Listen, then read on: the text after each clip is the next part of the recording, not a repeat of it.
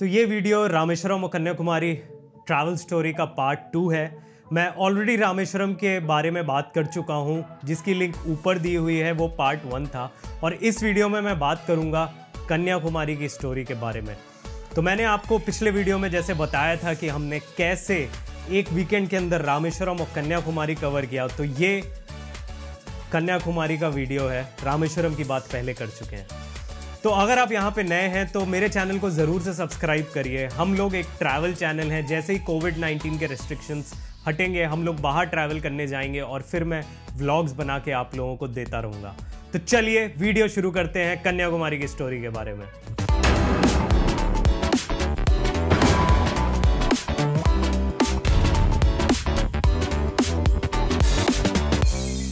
तो हम लोग करीब 4 बजे सुबह ही कन्याकुमारी स्टेशन पहुंच गए थे। ज़्यादा दूर नहीं है, रामेश्वरम से केवल 300 किलोमीटर है।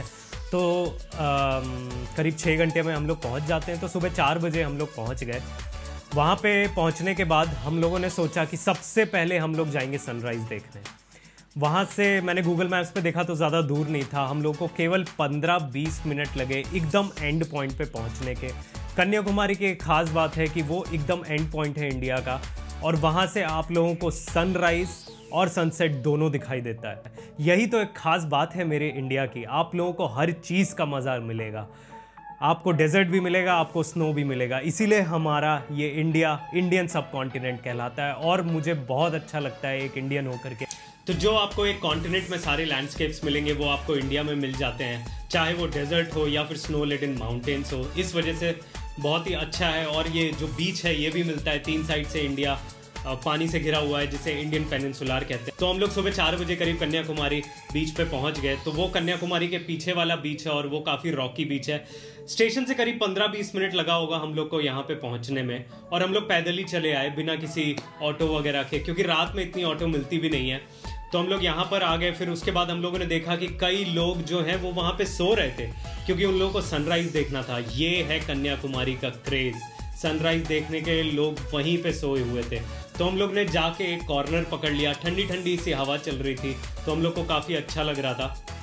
फिर उसके बाद जैसे जैसे टाइम बीतता गया, भीड़ और बढ़ती गई, लोग और आते गए। उन लोगों को भी सनराइज़ देखना था।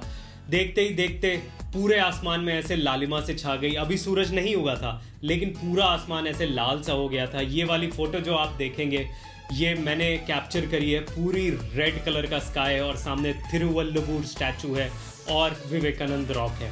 ये मेरी one of the favourite photograph है, जो कि मुझे बहुत अच्छी लगती है, और इसे मैं प्रिंट भी करूँगा।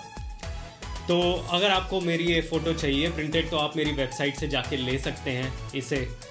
तो हम लोगों ने पूरे सनराइज़ का मज़ा लिया। उसके बाद फिर हम लोगों को फ्रेश होना था, नहाना था। तो हम लोग पास में ही जा कर के एक होटल हम लोगों ने ले लिया। वहाँ पे होटल ज़्यादा महंगे नहीं है, मे बी प्रॉबेबली हम लोग ने 800 रुपीज़ का एक रूम लिया। फिर हम लोग उसमें फ्रेश हुए, एंड देन हम लोगों को नहाना था। और समुद्र से अच्छा नहाना क्या हो सकता है इतनी दूर आकर के। तो हम लोग उसी होटल से अपना तौलिया वगैरह ले करके बीच पे चले गए। वो एकदम रॉकी बीच था, वहाँ पे बहुत तेज़ तेज़ लहरें आती हैं। लेकिन एक जगह जहाँ पे हम लोगों को नहाना था, वहाँ पे लहरें पत्थर से लड़ के धीमे से पानी आ रहा था, ज़्यादा तेज़ नहीं आ रहा था। तो हम लोग को काफ़ी कंफर्टेबल लगा। हम लोग वहाँ पे जाके खूब मज़े किए, अपना मन भर के नहाए उस जगह पे। फिर वहाँ से निकल के हम लोग वापस अपने होटल चले गए। वहाँ पे फ्रेश वाटर बाथ ली। फ्रेश वाटर बाथ लेने के बाद हम लोग कन्याकुमारी मंदिर चले गए। अब कन्याकुमारी मंदिर ये मेरा साउथ का पहला तो नहीं कहेंगे, लेकिन एक वन ऑफ द टेम्पल था, जहाँ पर पहले मैंने देखा कि यहाँ पर जो पुजारी था, मंदिर पे एंटर करने से पहले उसने मेरे से बोला कि शर्ट उतार दो। So we have to go shirtless over there. ये पहली बार मेरे साथ हुआ था ऐसा कुछ एक्सपीरियंस। इससे पहले मैं कोई भी मंदिर नहीं गया जहाँ पे शर्टलेस एंट्री हो। तो फिर मुझे थोड़ा सा अजीब लगा, but it was okay. I was happy कि चलो कुछ एक अलग सा कल्चर देखने को मिल रहा है। मैंने अपनी शर्ट उतारी एंड उसको हाथ पे ले लिया, एंड फिर उसके बाद मंदिर में एंटर किए। वहाँ पे लाइन लगी थी, एंड देन फिर हमने कन्याकुमारी के दर्शन किए। दर्शन करने के बाद हम लोग वापस आए बाहर। तो फिर थोड़ा सा भूख लग गई थी, तो हम लोग गए एक होटल में, वहाँ पे नाश्ता किया। नाश्ता करने के बाद हम लोगों को सबसे पहला टारगेट था विवेकानंद रॉक जाने का। तो हम लोगों ने टिकट लिया। मे बी 150 की टिकट थी फेरी की।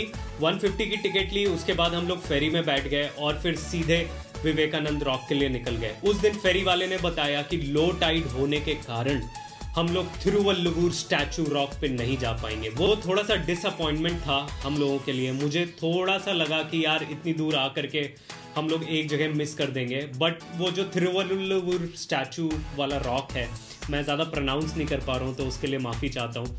तो वो वाला जो रॉक है वो बगल में ही है विवेकानंद रॉक से। तो मैंने जितनी भी फोटोग्राफ्स ली वो विवेकानंद रॉक से ली हैं। फिर हम लोग विवेकानंद रॉक पे पहुँचे, वहाँ पे हम लोगों ने काफ़ी अच्छा नज़ारा देखा। वहाँ पे एक मेडिटेशन सेंटर बना है। तो मैं आप लोगों को इसके बारे में भी एक इन्फॉर्मेशन देना चाहूँगा। जो विवेकानंद रॉक है, विवेकानंद जी एक बार कन्याकुमारी आए थे और उनको एकांत की ज़रूरत थी।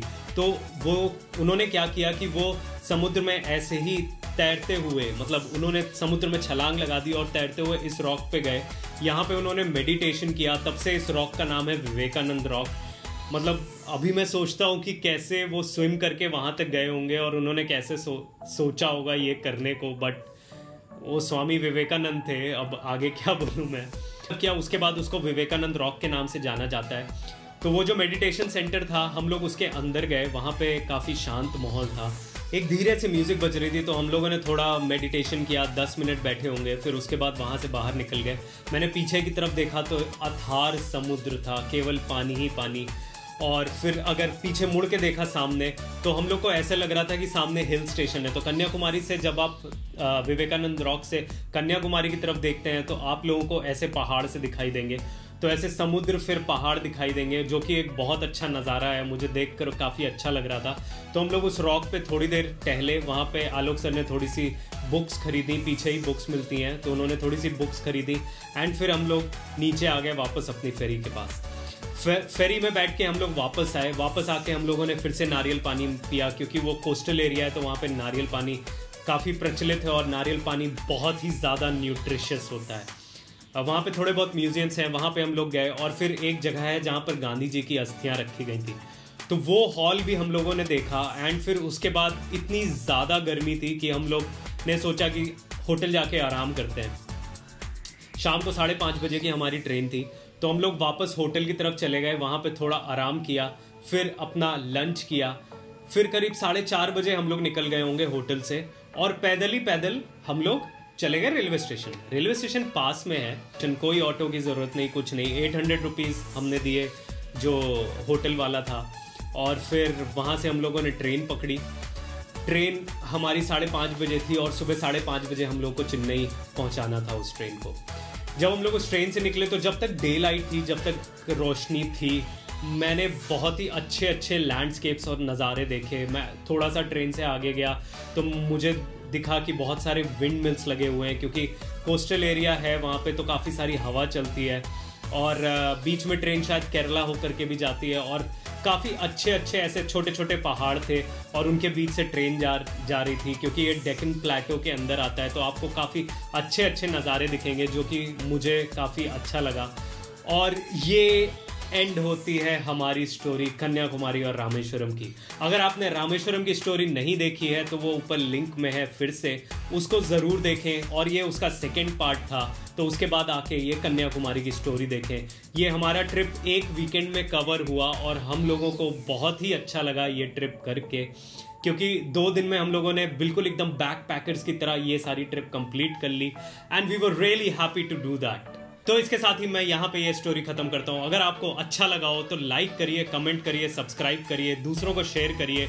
मैं अपनी जो मेमोरीज़ हैं, अपनी जो स्टोरीज़ हैं, वो आपके साथ शेयर कर रहा हूँ। और जैसे ही कोविड-19 खत्म होगा, हम लोग बाहर जाएंगे, घूमेंगे, और मैं आपको ट्रैवल वीडियोज़ बना के दूंगा। तो तब तक के लिए वेट करिए। Bye bye, take care.